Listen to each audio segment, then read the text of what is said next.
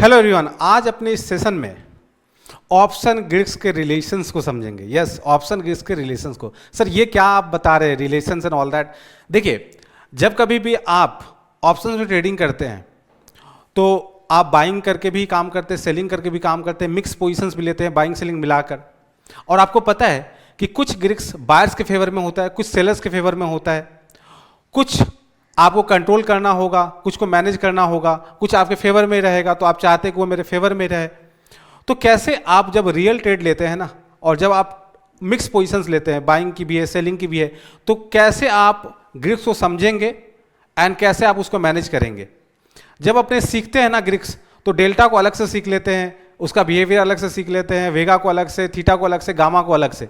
But जब आप trade लेते हैं ना तो सब एक साथ चेंज हो रहा होता है। डेल्टा भी चेंज हो रही है, वेगा भी चेंज हो रहा होता है, उसका इम्पैक्ट, एंड थीटा का भी बिहेवियर चेंज होता है, strike price wise, time wise, gamma का भी अपना एक रूप होता है। तो ये सबको आप कैसे मैनेज करके चलोगे? तो जो भी लोग बिगनर्स होते हैं ना, जो अभी ऑप्शन ग्रिड जस्ट सीखा है या सीख रहे हैं और मिक्स पोजीशंस ले रहे हैं या बाइंग सेलिंग कर रहे हैं, तो उनको थोड़ा सा इसको संभालने में दिक्कत होता है। और कभी कभी ये भी दिक्कत होता है कौन सा मेरे फेवर में, कौन सा मेरे अगेंस्ट में जा सकता है। बट जो ऑलरेडी ट्रेडिंग करते आ रहे हैं बहुत समय से एंड ग्रिड्स वगैरह अच्छे से आता है, उनके लिए ये बच्चा वाला काम है। लेट से हाँ, उनको पता है कि भाई किसको कैसे मैनेज करना है। बट जो लोग अभी अभी नए नए सीख रहे हैं, उनके लिए बहुत ही ज़्यादा ये थोड़ा सा एक कन्फ्यूजन जैसी स्थिति में आ जाते हैं। तो आज अपने इस सेशन में ना पूरा एकदम सिंपल वे में आपको समझा देंगे ताकि कोई भी कन्फ्यूजन ही नहीं रहेगा। तो चलिए स्टार्ट करते हैं आज का सेशन।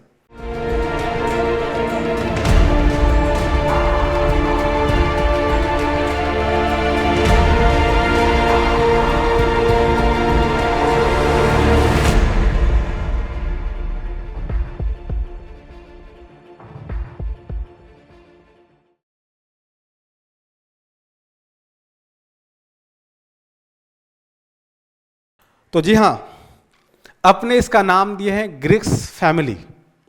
तो ग्रिड्स फैमिली में डेल्टा भी है, गामा भी है, थीटा भी है, वेगा भी है, मेजर है, बाकी और भी है।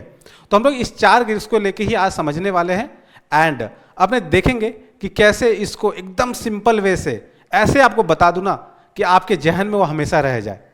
तो देखिए, ऊपर ऊपर से पहले बात कर लेते हैं, ठीक है? अगर नॉर्मली समझाते हैं तो उसके बाद एक पिक के माध्यम से समझाऊंगा तो आपको समझ में एकदम, उसके बाद आप कभी भूलेंगे ही नहीं। तो वीडियो को लास्ट तक देखिएगा तभी पूरा आपको समझ में आएगा। तो देखिए, अपने को पता है कि जो डेल्टा है ना, डेल्टा वो ऑलवेज बायर के फेवर में रहता है। कैसे? कि जब आप कॉल ऑप्शन एक बाई करते हैं, लेट से ओटीएम का एक कॉल ऑप्शन लेट से बाई किया, ओटीएम का लेट से कॉल ऑप्शन आपने बाई किया और उसका डेल्टा मान लीजिए है 0.4, ठीक है? तो आपको पता है कि आप क्या एक्सपेक्ट करके चल रहे हो, 0.4 डेल्टा का अगर कॉल बाई किया कि अगर निफ्टी 100 पॉइंट से बढ़ा ना तो हमें 40 पॉइंट का फायदा होगा, ठीक है? 40 पॉइंट का फायदा होगा। बट निफ्टी अगर 100 पॉइंट से बढ़ेगी तो डेल्टा 0.4 नहीं रहेगा, वो बढ़ जाएगा, तो वो 40 से ज्यादा पॉइंट का फायदा होगा, ठीक है? 40 से ज्यादा पॉइंट का फायदा होगा, तो ये आपके फेवर में कर रहा है, बायर के फेवर में। वहीं अगर सेलर होगा तो सोचेगा कि 100 पॉइंट अगर अपसाइड मूव करेगा तो कॉल ऑप्शन में सेल कर रहा हूं 0.4 डेल्टा, तो 40 का नुकसान होगा, बट उसको नुकसान थोड़ा ज्यादा पॉइंट का होगा। उल्टा, अगर आपने 0.4 डेल्टा का कॉल बाय किया और निफ्टी लेट से नीचे की तरफ जाने लग जाए तो आपको क्या लगेगा कि 100 पॉइंट निफ्टी नीचे जाएगी तो 40 पॉइंट का लॉस होगा, बट आपको 40 पॉइंट का लॉस नहीं होगा क्योंकि डेल्टा 0.4 से कम हो जाएगा, ठीक है? तो आपको कमती नुकसान लगेगा। वहीं पे अगर सेलर सेल करता है कॉल ऑप्शन ये सोच के कि निफ्टी नीचे जाएगा और सोचता है कि लेट से 0.4 डेल्टा का हमने कर रहे हैं तो 100 पॉइंट नीचे जाने से 40 पॉइंट का मुझे फायदा होगा, तो ऐसा नहीं है, उसको कमती होगा, ठीक है? एक्सपायरी वाइज की बात अलग है। तो इस तरह से आप देख पा रहे हैं कि डेल्टा जो है वो ऑलवेज बायर को फेवर कर रहा है। जब प्रॉफिट होगा तो ज्यादा होगा, जब लॉस होगा तो कमती होगा, तो ऑलवेज बायर को फेवर कर रहा है। उसी तरह से अगर हम लोग गामा की बात कर ले, गामा की, तो गामा क्या कर रहा है, ये जो आपने अभी डिस्कस किया ना कि आपको 0.4 से ज्यादा का फायदा होगा या कमती का होगा, तो किसकी वजह से हो रहा है? गामा। गामा क्या करती है? डेल्टा के रेट ऑफ चेंज को डिसाइड करती है। तो ये ऑलवेज बायर के फेवर में रहता है, ऑलवेज। जब आपको ज्यादा फायदा, मतलब जब आप लेट से कॉल ऑप्शन एक बाई कर रहे हो 0.4 डेल्टा का और आपके फेवर में जा रहा है तो ये ज्यादा आपको फायदा देगा 0.4 से। किसकी वजह से? गामा की वजह से। और जैसे जैसे एक्सपायरी नजदीक आती है ना, जैसे जैसे एक्सपायरी नजदीक आती है ना, तो गामा का इंपॉर्टेंस, गामा का बिहेवियर और ज्यादा इंपैक्टफुल हो जाता है। जैसे आप एक्सपायरी के समय देखोगे कि लेट से जब एक्सपायरी डे की बात कर लेते हैं, एक्सपायरी की डे की बात कर लेते हैं, उस समय गामा का बिहेवियर बहुत स्ट्रांग हो जाता है, ठीक है। गामा बहुत स्ट्रांगली बिहेव करती है। आप देखेंगे एक्सपायरी के समय डेल्टा काफी फास्ट चेंज होती है, बढ़ता भी बहुत फास्ट है और गिरता भी बहुत फास्ट है। जनरली एटीएम के आसपास की जो स्ट्राइक प्राइस होती है, किसकी वजह से? गामा की वजह से। तो गामा क्या करती है? बायर को ही फेवर करती है, डेल्टा के ही रेट को चेंज करती है, जो अल्टीमेट बायर को फेवर कर रही है। तो डेल्टा और गामा ऑलवेज बायर को फेवर करती है और सेलर के अगेंस्ट रहती है, ठीक है। सिंपल वे में समझ गए। अब बात करते हैं थीटा की। थीटा क्या है? समय के साथ प्रीमियम जो डीके होती है एंड अल्टीमेट अगर वो स्ट्राइक प्राइस ओटीएम में रह गया, चाहे कॉल या पुट, तो आपका जो प्रीमियम है वह जीरो हो जाएगा, पूरा प्रीमियम गल जाएगा। तो ये ऑलवेज जो है बायर्स के अगेंस्ट होता है। अगर आप कॉल बाई कर रहे हो, पुट बाई कर रहे हो, तो जैसे ही आप बाई किए उसके बाद थीटा डीके होना शुरू हो जाएगा। जितना समय आप होल्ड करोगे उसका प्रीमियम गिरता चला जाएगा। तो ये ऑलवेज बायर के अगेंस्ट है और जाहिर सी बात है सेलर के फेवर में है ऑलवेज, क्योंकि अगर किसी ने सेल किया है और अगर वो होल्ड कर रहा है तो उससे उसको फायदा होता रहेगा। तो ये क्लियर कट है, थीटा में कोई कंफ्यूजन नहीं है। अगर बाई करेंगे तो समय के साथ प्रीमियम गलता जाएगा, जो अल्टीमेट सेलर को फायदा देगा। तो इसका क्लियर कट है। अब आते हैं वेगा का। मैं एक सिंपल समझा रहा हूं, बट अभी जब अपने पिक के माध्यम से समझेंगे ना, पूरा क्लैरिटी आ जाएगा। फिर आपको ये कभी याद ही करने की जरूरत नहीं होगी कौन किसके फेवर में, ऑल दैट। हालांकि जो लोग भी सुन रहे होंगे ना, जिनको थोड़ा सा नॉलेज होगा, तो आपको लग रहा है कि सर क्या सिखा रहे हो, बट यस आप समझिए, जो लोग पहली बार सीख रहे हैं ना ग्रीक्स वगैरह, उनके लिए बहुत कंफ्यूजन वाला स्टेट रहता है, क्योंकि मेरे पास वो क्वेरीज वगैरह आता है जहां पे पूरी तरह से कंफ्यूज रहते हैं कि सर ये कौन फेवर कर रहा है, नहीं कर रहा है। तो मैं इस वीडियो के माध्यम से एकदम सिंपल वे में समझा दूंगा। और अभी इसके बाद एक पिक को यूज करेंगे ना, जिसमें आपको फिर उसके बाद कभी देखने की जरूरत नहीं होगी, ये सब चीजें ना किसी की वीडियो सुनने की जरूरत होगी। चलिए तो अब बात करते हैं वेगा की। तो वेगा जो है ना, वो डिपेंड करता है, जैसे डेल्टा और गामा बायर को ऑलवेज फेवर कर रहा है, सेलर के ऑलवेज अगेंस्ट है, बट और थीटा जो है ऑलवेज बायर के अगेंस्ट है और सेलर के फेवर में। बट वेगा कभी बायर के फेवर में होता है, कभी सेलर के फेवर में होता है। सर ये कैसे? तो देखिए वेगा आईवी के ऊपर डिपेंड करता है, आईवी का क्या बिहेवियर, आईवी बढ़ रही है या गिर रही है। तो लेट से अगर कोई किसी ने बाई किया है पोजीशंस को, उसके बाद आईवी क्या है, बढ़ जा रही है, तो वेगा के हिसाब से उसको फायदा होगा, मतलब प्रीमियम इन्फ्लेट हो जाएगी। आपने बाई किया है और आईवी बढ़ जाने से प्रीमियम इन्फ्लेट हो जाएगी, एंड वेगा के हिसाब से जो आपको फायदा होना है वो होगा। तो इस कारण से क्या हुआ, यहां पे फायदा आपको हो रहा है। बट अगर आपने बाई किया है और आईवी जो है गिर गई, तो प्रीमियम सस्ता हो जाएगा, प्रीमियम सस्ता हो जाएगा, ठीक है, प्रीमियम गिर जाएगी। तो प्रीमियम दो वजह से गिरती है, एक तो समय गुजरने की वजह से और दूसरा आईवी गिरने की वजह से। तो यहां पे वेगा वाइज आपको नुकसान लग जाएगा अगर आपने बाय किया और आईवी गिर गई, ठीक है। तो कभी ये बायर के फेवर में है, कभी बायर के अगेंस्ट है। अगर आपने आईवी लेट से जब बाय किया उसके बाद आईवी बढ़ गई तो आपके फेवर में होगी, अगर आईवी गिर गई तो आपके अगेंस्ट चली जाएगी, ठीक है। उसी तरह से सेलर का भी वही केस है, अगर किसी ने सेल किया है और आईवी बढ़ जाए तो उसके अगेंस्ट चला गया, क्योंकि प्रीमियम इन्फ्लेट हो जाएगी और आपने सेल किया है। और अगर आपने सेल किया और आईवी गिर जाए तो प्रीमियम सस्ती हो जाएगी, तो आपको फायदा हो जाएगा। तो वेगा जो है डिपेंड करता है किस पे, आईवी के चेंजेस पे। अगर आईवी बढ़ रही है तो बायर को फायदा देगी, अगर आईवी गिर रही है तो सेलर को फायदा देगी। तो ये डिपेंड करता है। मैंने चारों का बता दिया एक बार, बट अब एक पिक दिखाऊंगा ना, पूरा कहानी वहीं पे आपको समझ में आ जाएगा और बहुत अच्छे तरीके से समझ में आएगा। तो जो लोग भी टीचर हैं और जो लोग भी सिखा रहे हैं ना, उनको सामने वाले को बहुत ही डिफरेंट तरीके से एक ही चीज सिखाना होता है, ताकि कैसे आपके माइंड में, जहन में वो रह जाए हमेशा के लिए। तो चलिए ये पिक मैं अभी जो दिखाऊंगा उसके जरिए और समझाऊंगा तो पूरा जहन में उतर जाएगा, कभी भी ये कंफ्यूजन होगा ही नहीं कि कौन किसके फेवर में है और कौन किसके अगेंस्ट में है ग्रीक्स। तो चलिए देखते हैं उस चीज को। तो देखिए यहां पे मैंने एक पिक यूज किया है ग्रीक्स फैमिली करके, ठीक है। इसको आप समझते हैं और देखिएगा आपको पूरा क्लैरिटी के साथ ये समझ में आ जाएगा। तो देखिए यहां पे हमने ना बायर और सेलर डिनोट किया है। बायर को हमने मॉम बनाया, जैसे एक फैमिली पूरा बनाया है, ठीक है, फैमिली के डिफरेंट मेंबर्स है। और जो पापा है ना, उनको मैंने सेलर के रूप में डिनोट किया है, ठीक है। तो मॉम हो गई बायर और डैड हो गए सेलर, ठीक है। अब बाकी जो मेंबर्स हैं ना इस फैमिली के मेंबर्स है, बच्चे हैं, ठीक है, इस फैमिली के बच्चे हैं। तो मॉम एंड डैड हो गया और उसके बच्चे हैं बाकी ग्रीक्स।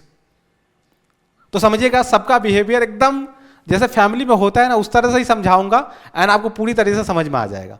तो देखिए एक एक करके बात करते हैं। सबसे बात करते हैं थीटा का। तो थीटा क्या है? फैमिली की बच्ची है, बेटी है, ठीक है, बिटिया रानी है। तो आपको पता है कि सबसे फेवरेट किसके होते हैं? पापा के, ठीक है। तो जनरली जो हम लोग लड़के होते हैं ना, पापा से डरते रहते हैं ऑलवेज। मम्मी से थोड़ा सा रिलेशन ठीक रहता है, पापा से डर के माहौल में ऐसे देखिए आजकल के समय में जब बच्चे बड़े हो जाते हैं ना तो सभी एक फ्रेंड की तरह हो जाते हैं फैमिली मेंबर में भी। बट जब बच्चे अपने होते हैं ना तो जनरली पापा का एक डर होता है, खौफ होता है बच्चों में, जनरली जो बॉयज है आप देखेंगे। बट जो बच्चियां होती हैं वो पापा के करीब होते हैं, पापा की लाडली होती है, ठीक है। तो उस कारण से आप देखेंगे ऑलवेज थीटा। अब मैंने बच्चिया को क्या किया, बच्ची को जो उसका थीटा डिनोट किया है। तो ऑलवेज ये पापा के फेवर में रहेगा, चाहे रहेगी, चाहे जो भी कुछ हो जाए। तो इसे समझ में आ गया आपको कि थीटा जो है वो बच्ची है और ऑलवेज किसको सपोर्ट करेगी? पापा को। क्लियर? अब डेल्टा और गामा जो है वो दोनों भाई है, ठीक है, दोनों भाई है। तो इस पूरे फैमिली में ना टोटल 3 ब्रदर्स है, 1 2 3 और एक बच्ची है 4th नंबर, तो जो थीटा है। तो अभी 4 मेंबर है, 4 बच्चे हैं। तो एक एक करके समझिएगा। तो थीटा का आपने समझ गया बिटिया रानी का कि वो ऑलवेज पापा को सपोर्ट करेगी चाहे जो हो जाए। तो इससे पता चल गया कि पापा सेलर है तो थीटा ऑलवेज उनको ही, उनके फेवर में रहने वाला है। अब बात करते हैं ये 2 बच्चे की, और सबसे बड़ा बच्चा जो है ये वेगा है, इसकी बात बाद में करेंगे, ठीक है। तो ये उससे छोटा बच्चा है दोनों, उसमें डेल्टा जो है थोड़ा सा बड़ा है और गामा जो है छोटा है। तो सबसे छोटा बच्चा जो है गामा है। तो अब ऑलवेज ये मॉम के सपोर्ट में रहने वाले हैं, मॉम के सपोर्ट में रहने डेल्टा और गामा। और डेल्टा और गामा का आपस में बहुत अच्छा मेल है। जैसे जब उनमें 4 भाई बहन होते हैं ना तो एक दो कोई बच्चे का ना 2 आपस में बहुत ही ज्यादा अच्छा बॉन्डिंग होता है। तो उस तरह का बॉन्डिंग डेल्टा और गामा का है आपस में। वो ऑलवेज गामा डेल्टा के फेवर में ऑलवेज रहेगा और डेल्टा गामा का सपोर्ट ऑलवेज मिलता रहेगा, छोटे भाई का उसको सपोर्ट ऑलवेज मिलता रह रहा है। और ये दोनों किसको फेवर कर रही है?